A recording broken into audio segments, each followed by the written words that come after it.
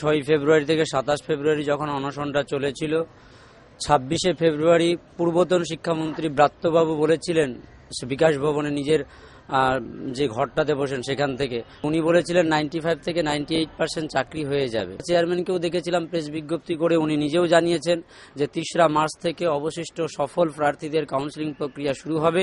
যতক্ষণ না অবশিষ্ট প্রার্থীদের নিয়োগ সম্পূর্ণ হচ্ছে ততক্ষণ পর্যন্ত কাউন্সেলিং চলতে থাকবে। আমরা দেখেছি এপ্রিল মাসের 6, 7, 8, 9, 10, 11 5টি রিজিয়নের এক একটা দিন করে আলাদা আলাদাভাবে কাউন্সেলিং হয়েছে এবং সেখানে কোনো রকমভাবে কোনো প্রশিক্ষণ প্রাপ্তদের কাউন্সেলিং হয়নি, হয়েছে প্রশিক্ষণহীনদের। 2011 সালের বিজ্ঞপ্তি প্রকাশ হয়, সেই বিজ্ঞপ্তি থেকে প্রশিক্ষণ এবং অপ্রশিক্ষণদের নেওয়ার যে বিজ্ঞপ্তি দেয় সেই বিজ্ঞপ্তি অনুযায়ী পরীক্ষায় বসি। তাহলে 11 সালের যে নিয়ম সেই নিয়ম অনুসারে আমাদের নিয়োগ হবে।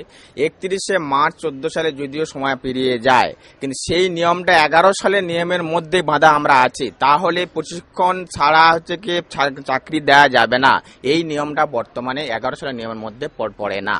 সেই তো আমরা শিক্ষামন্ত্রী এই দাবি রাখতে পারি, এই নিয়োগ প্রণালী যদি ওই রকমই হয় তাহলে দীর্ঘসূত্রের নিয়োগ প্রণালী কেন করা হলো, 4 বছর কেন এই নিয়োগ প্রণালী করা হলো কেন? তাহলে সেই দায়িত্ব যদি সরকারের থাকতো তাহলে নিশ্চিত আমাদের প্রতি একটু সহানুভূতি দেখাতে পারতেন এবং 31শে মার্চের আগে পর্যন্ত নিয়োগ দিতে পারতেন। এবার আমরা অতি সাধারণ ঘরের ছেলে মেয়ে, আমরা আইনি জটিলতা বুঝি না। আমরা আজ 36 দিন ধরে অভিভাবকহীন এখানে পড়ে আছি, যেখানে আইনের জটিলতা বলছেন। আমরা অতি সাধারণ দুবেলা খেতে না পাওয়া মানুষ, সুতরাং আমরা সেই সন্তান যদি চাকরি না নিয়ে ফিরে যাই, সুতরাং সেই বাবা মার মুখে কি করে অন্ন তুলে দেবো? তাই মাননীয় শিক্ষামন্ত্রী মুখ্যমন্ত্রীর কাছে আমাদের আবেদন যে আমাদের অভিভাবক হয়ে আমাদের পাশে দাঁড়ান, কারণ আইনি জটিলতা সত্যি কথা বলতে আমরা বুঝছি না।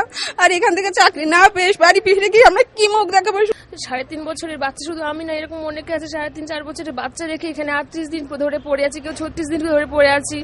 সংসার কিভাবে টেনে নিয়ে যাব তার পথ আমরা পাচ্ছি না। এখানে আসি আশায় বুক বেঁধে আছি কবে আমাদের নিয়োগপত্র দেওয়া হবে। এর আগে আমরা অনেকবার আমরা পথে হেঁটেছি, ভিক্ষে করেছি, আমরা জুতো পালিশ করেছি, অনেক কষ্ট করে সরকার আমাদের পক্ষে মুখ তুলে তাকায়নি। কিন্তু আমরা আজকে অনশনে নেমেছি, আজকে হসপিটালে পর্যন্ত যেতে হচ্ছে। সেই পরিস্থিতি কি করুণ পরিস্থিতি, এগুলো কি তারা দেখতে পাচ্ছে না চোখ দিয়ে? 31শে মার্চের পরেও নিয়োগ করা হয়েছে, তো সেগুলো থেকে আমরা যাচ্ছি না। আমাদের একটাই দাবি যে আমরা নিয়োগপত্র এখান থেকে নিয়ে যাব। আমারও তাই একই বক্তব্য যে আমরা নিয়োগপত্র যতদিন না পাচ্ছি এখান থেকে আমরা কেউ সরবো না। সবার কাছে অনুরোধ, আমরা চাকরিটা করে দেওয়ার ব্যবস্থা করে দিন। আমরা আইনি সম্বন্ধে অত কিছু জানি না, কিন্তু আমাদের একটাই অনুরোধ, আমাদের দিকে একটু দেখুন, আমাদের চাকরি দিন না, একটু দেখুন, এবার আপনারা চেয়ে দেখুন আমাদের দিকে।